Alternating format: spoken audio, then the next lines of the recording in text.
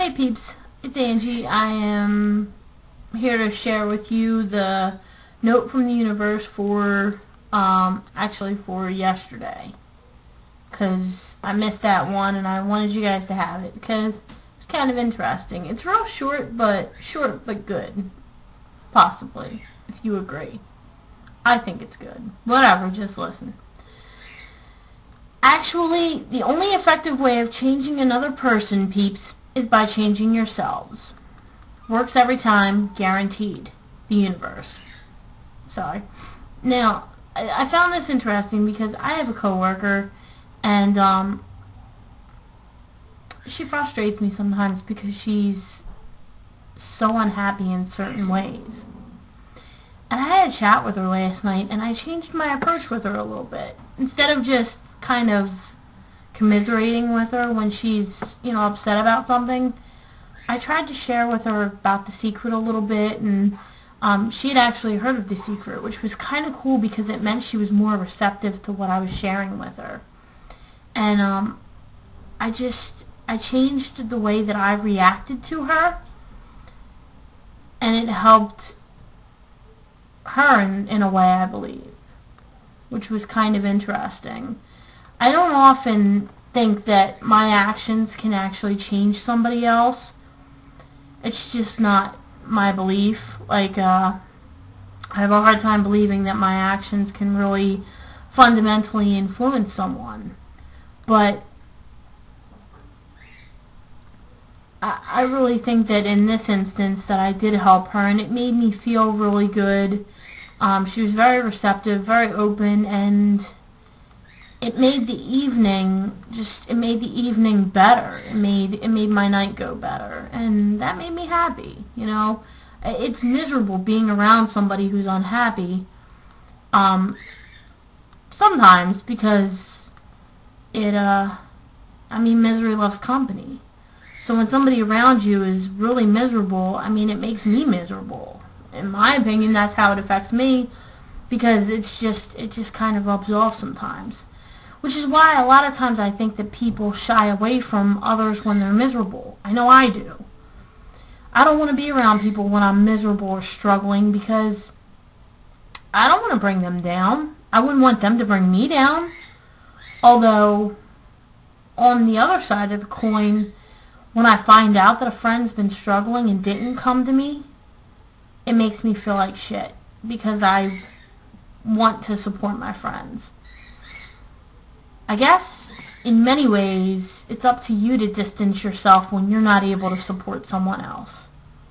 And that's the mature thing to do. Instead of just letting them dump on you and then getting all pissed off and not talking to them for months, which I have done. And that's not cool. And I guess it shows that I've grown up a little bit, even just being able to recognize that I do this, or that I have done it. And that's just a little bit of, I guess, reflection on myself. Also, I wanted to share with you, I get regular emails from UrbanDictionary.com because I like knowing and like the phrases that people are using and stuff. And the one for the 27th is, it's called the remote dance. That's the word for February 27th, remote dance. And it's the movements that you make with your hand when you're trying to get your TV to recognize your remote control. All remote dances are different, but most involve twisting your hand around until the remote is almost upside down, thinking that for some reason that will help. And they give an example of using that word in context, which is, last night I remote danced for like 5 minutes trying to turn the volume up. This is my remote dance. Come on, just turn on. Ugh. Shauna, on the other hand, she just pushes the button harder and harder and harder until I'm afraid that she's going to break it because she has bionic hands. And when she pushes buttons, I am actually afraid for the life of my remote. She's a very strong-handed woman. If I ever show up on TV or on camera with a black eye, I know where I got it. send backup peeps. Anyway, I've got a couple of minutes left to talk because I've done the note from the universe, and I hope you enjoyed that. And I've done the Urban Dictionary definition. I thought you guys might enjoy them, and since you can get them by email, I don't see why there should be any copyright infringement. All I'm doing is sharing and even promoting those two email services because I enjoy them. The Urban Dictionary makes me laugh, and the Note from the Universe, or Notes from the Universe, that just makes me kind of happy. In other news, peeps, Eden, answer your phone. No, I'm joking. I'll call you later. I have a Phantoms game that I'm going with Shauna to tonight at 7 o'clock, and my job gave out free tickets, so that should be awesome. I've never been to a hockey game, so I'm very excited. And it's at the Wachovia Spectrum, so in Philly. So I'm excited about that. Last night I had an epic fail. Was last night Friday night? Yes. I'm losing track of days here. That can't be good. Last night was the OA meeting. Yes, OA. And I couldn't get myself to go. And I didn't go last week because... Wait, did I say that right? Last night was the OA meeting and I couldn't get myself to go.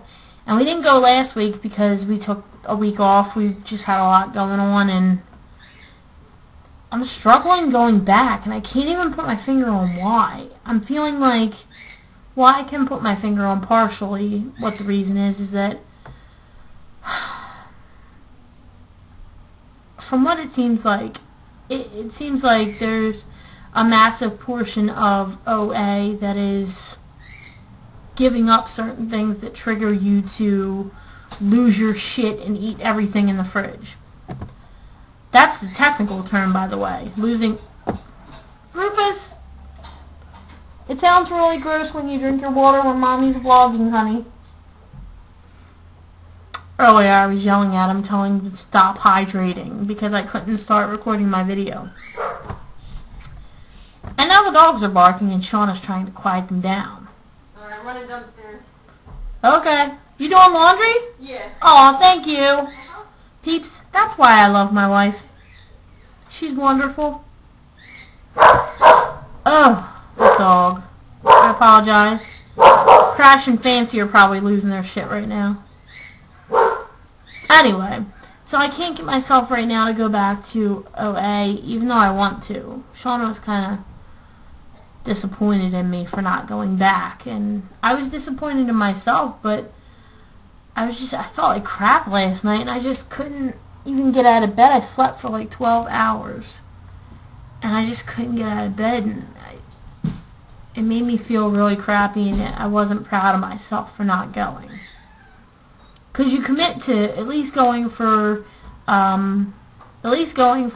six meetings before you say, oh, this is good for me or this isn't.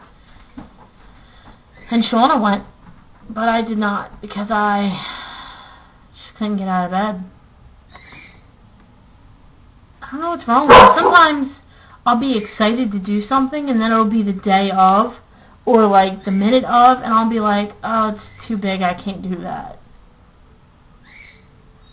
I didn't want to go the first time we had the meeting. I did want to go, but the last minute I was like, I can't do it. But the first time I did obviously go. And the messed up thing is, I know it's going to feel good when I do go, but just getting myself to go is it's hard, so I don't know. If you guys have any advice for me, like, I'd really appreciate it, because I'm kind of struggling right now. I'm hoping that this hockey game, you know, I'm going to get up and go and have fun. It should be cool, but sorry, I'm scratching my nose. Cat hair. Whew. Well, thank you guys for listening. I really appreciate it, and you guys know I love you, so, sorry. Also, I wanted to send out, big shout out to Jamie, Bandit Girly. Much love. Great talking to you. So, anyway, guys, I'm done. Much love and peep out.